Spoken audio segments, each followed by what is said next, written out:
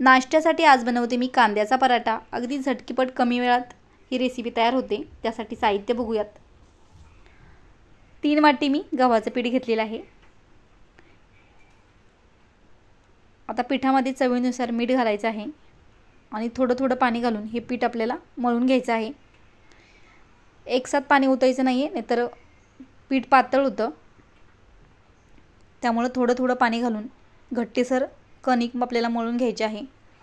पीठ जर पातळ झालं तर भरलेलं सर्व सारण, सर्व स्टफिंग बाहेर येतं। त्यामुळे पीठ जास्त पातळ मळायचं नाहीये, याप्रमाणे पीठ मळून घ्यायचं आहे।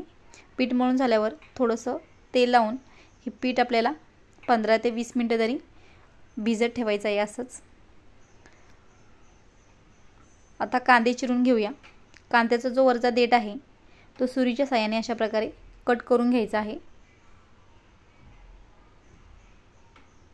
अशा प्रकारे सर्व कांद्याची देठ मी कापून घेते आणि कांदा आपल्याला बारीक चिरून घ्यायचा आहे। चॉपरमध्ये कांदा कापायचा नाहीये, नाहीतर कांद्याला पाणी सुटतं। त्यामुळे सुरीच्या साहाय्यानेच जितकं शक्य होईल तितका बारीक कांदा याप्रमाणे कापून घ्यायचा आहे। सर्व कांदे मी कापून घेतलेले आहेत। आता त्यामध्ये एक छोटी वाटी मी कोथिंबीर टाकते, याच्यामुळे खूप छान टेस्ट येते पराठ्यांना। 1 चमचाभर अद्रक किसून टाकलेला आहे छोट्या किसणीवरती।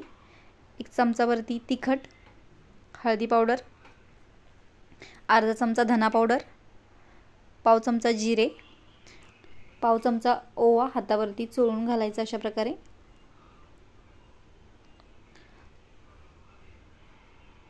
पाव चमचा गरम मसाला घातलेला आहे आणि 1 चमचा कसुरी मेथी। आता हे सर्व मिश्रण मिक्स करून घ्यायचे आहे चमच्याच्या साहाय्याने। तुम्ही यामध्ये तिखट मिरची बारीक चिरून टाकली तरी चालेल। चवीनुसार मीठ घालायचं आहे यामध्ये। ज्यावेळेस पराठे करायला घ्यायचे त्याच वेळेस मीठ घालायचं, नाहीतर काय होतं मीठ घातलं की कांद्याला पटकन पाणी सुटतं आणि हे मिश्रण पातळ होऊन जेव्हा आपण सारण भरतो पिठामध्ये तेव्हा ते सारण बाहेर येतं। त्यामुळे ज्यावेळेस पराठे बनवायचे त्याच वेळेस मीठ घालायचं आहे। मीठ घालून मी हे सगळं मिश्रण बघा एकत्र केलेलं आहे। आता छोटे छोटे आकाराचे गोळे घेऊन त्याला पीठ लावून जशी आपण चपाती लाटतो तशाच प्रकारे पातळ चपाती लाटून घ्यायची आहे आणि त्यामध्ये घेतलेलं सारण भरायचं आहे। साधारणतः 3 चमचे सारण मी अशा प्रकारे चमच्याच्या साहाय्याने पसरवून घेतलेलं आहे। अशा प्रकारे जर आपण सारण भरून घेतलं तर घेतलेलं सारण बाहेर येत नाहीये किंवा पराठा फुटत नाहीये।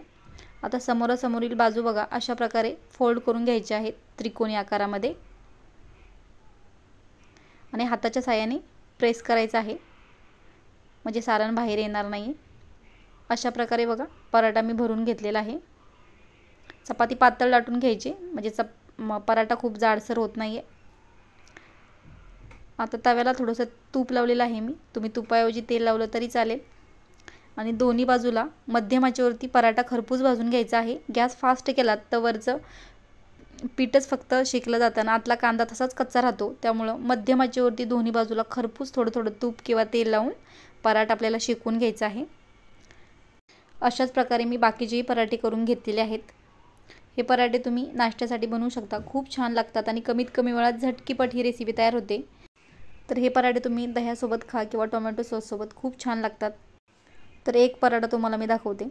सारण पूर्णपणे आतपर्यंत सर्व बाजूला पसरलेलं आहे।